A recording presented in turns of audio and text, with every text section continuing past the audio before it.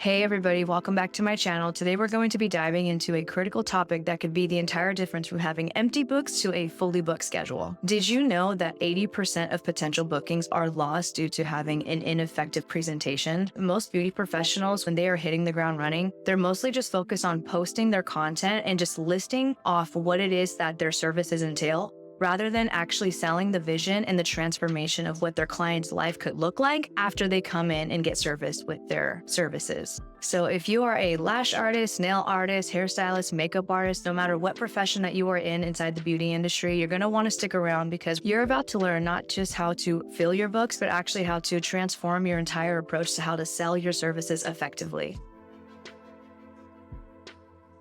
Let's just jump right into the biggest common mistakes that I see all the time beauty professionals make when they're trying to sell their service and get the booking. Most of the time, they're just posting a photo of maybe the before and after of what their clients are looking like or what they had just done. And in the caption description, they're just listing what they did. And that's really just straightforward and straight to the point, but it's not really effective because what your potential client is looking for is they want to see a good visual presentation of what they are going to look like, because what they are doing subconsciously when they are in the marketplace looking for a nail artist, lash artist, or makeup artist, or a good hairstylist, what they are actually doing is visually, they are already seeing themselves being upgraded and up-leveled to a different identity. So in your content, how you are marketing is usually just posting a photo of what you just did or listing a discounted price or a new client offer. But if you actually think about it this way, that doesn't really speak to a high luxury client. Think of it like the airplane effect. Everyone is going to the same destination, but why they have two different access points, such as coach or first class, is the entire reason why you're not getting bookings. You need to think of your clients the same way.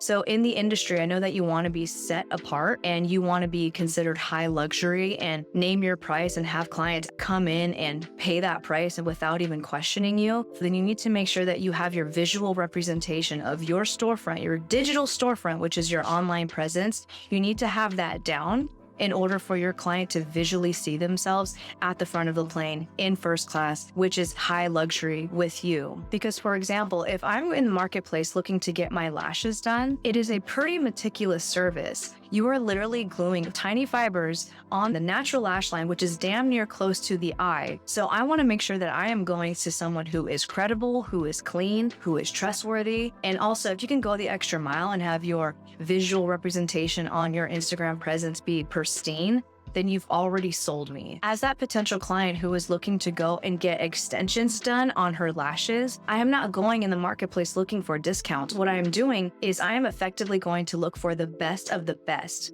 And I'm going to be looking at reviews. I'm going to be looking at who you are, do we vibe? And what I'm going to do as a potential client is I'm going to look at all of the profiles, which is you, because it's a mere reflection of who I am right now or who I want to be in the future. That is changing the identity. And I'm going to make sure that I'm going to an artist that's going to uphold themselves better than the industry standard, because the industry standard constantly has to be raised. So yes, have your license and that you are credible and you know your shit and you're posting your work, but going the extra mile means understanding what your brand is and having all the moving parts, because what your clients are doing is when they're coming to get a service, they are looking to upgrade their identity visually. Because when you go to get lashes done or your hair done or you go get nails done, obviously that is maintenance. So for most women that could be considered like, oh, you're high maintenance, but no. I have a certain standard for myself and I want to make sure that I'm going to the best of the best. I value my time, I value clean work, and I want to invest into an artist who I'm going to be seeing every 3 weeks. Like, I'm going to build a relationship with you. So I'm not going to go and look for discounts as a high caliber client.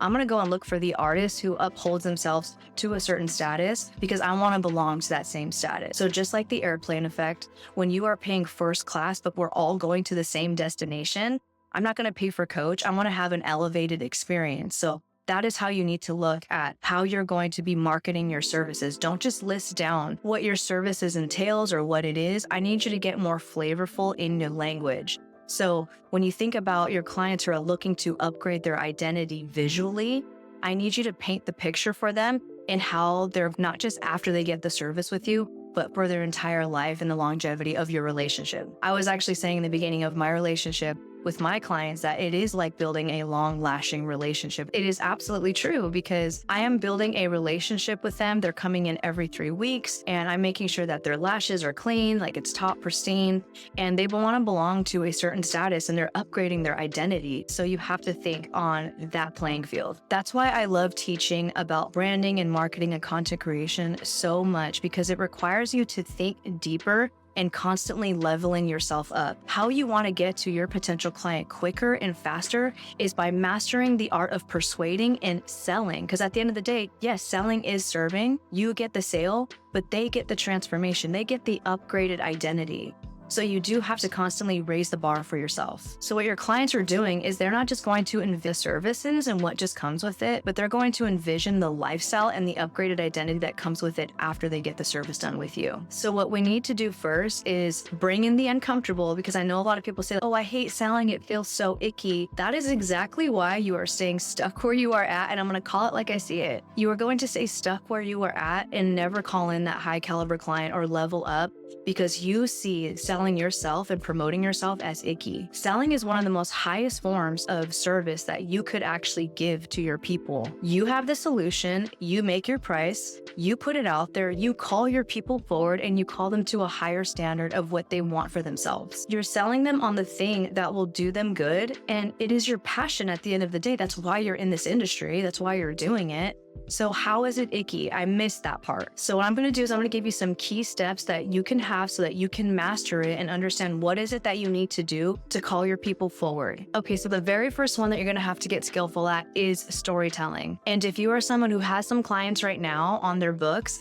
this is great, because what you can do is go back and ask some of your clients for some reviews. That way they can give you their success story about how their experience is with you, and you can talk about that in your content. Or if you're someone who doesn't have any clients right now and you're just getting started, then this is a great opportunity for you to start doing free model work. This will have you get the practice in, and then you can also ask your models if they can leave you an honest review, give you some feedback, and this is how you're going to get flavorful with your storytelling and your content now. So for example, if you have a loyal client that's been coming in for quite some time, you want to talk about in your content how maybe, for example, how my client swore that she would never come in for lash extensions after the first visit. And now she's loyal and coming back and pre-booking her appointments every 3 weeks, and she's been coming to me for the last year.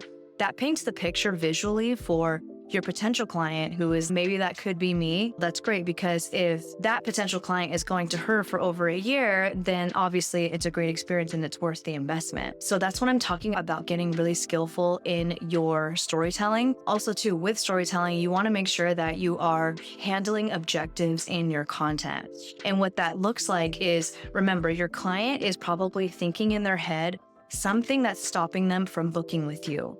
Maybe they've heard that maintenance is too high, or it hurts, or whatever is stopping them from booking with you. You want to handle those objections through storytelling in your content. An example might be how my client swore she would never get lashes done because she had a bad experience in the past. True story. I had a client who she went to a nail salon and they glued the clusters to her lids, and she knew that something was wrong. And then she called me. She found my business was open. I believe it was Labor Day weekend. And when I got her in, she was crying, and she was crying on the phone, actually. Please help me. I just feel like there's something wrong. And when she came in here, I was like, there's no way I'm going to send her to the ER. Like, I have to take care of this myself.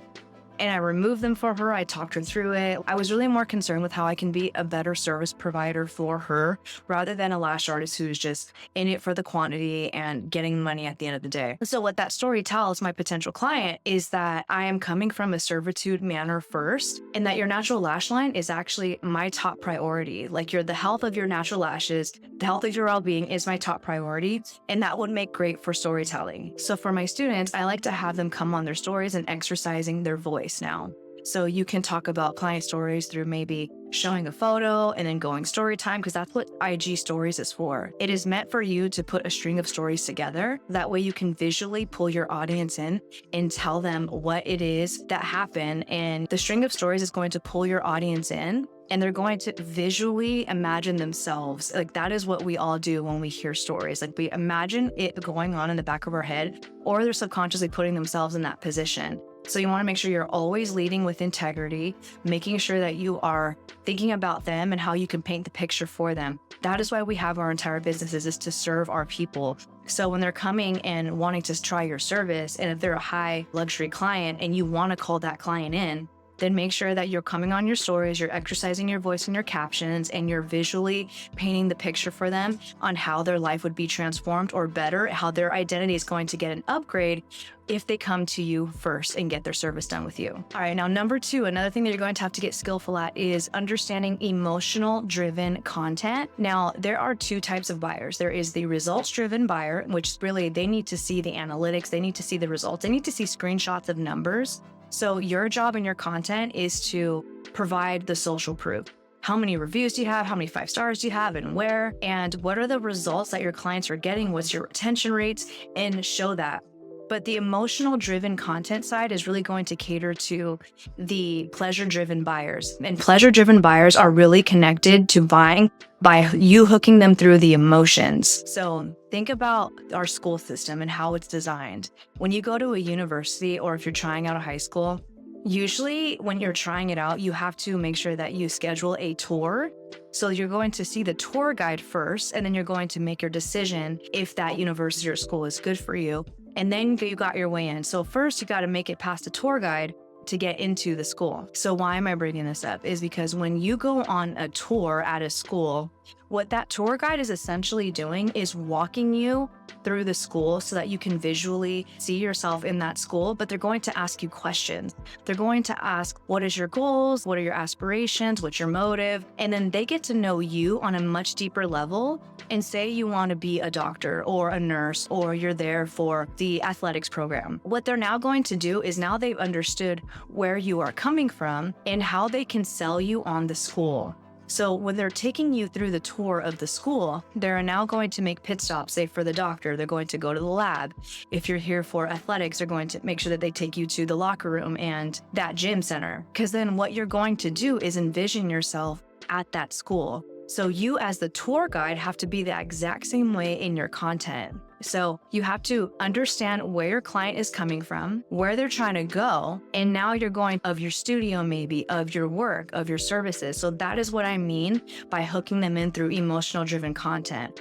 So it really matters that you have to get really skillful in the language that you're using. That's why it's very important that you build out your client avatar and get your brand foundations down first. Because when you do that, now you're painting the picture of the personality and the persona of your dream client, and you're understanding what drives them. And then in your content, you're going to hook them and use words that evoke emotions and create feelings, because people will not always remember what you said, but they will always remember how you made them feel. So making sure that you are plugging and playing emotional driven words like high luxury or transformation, what they're desiring. So if you put yourself in their position, which is another skill to master, you are going to have to shape shift every single time. What is it that my client actually wants that I provide?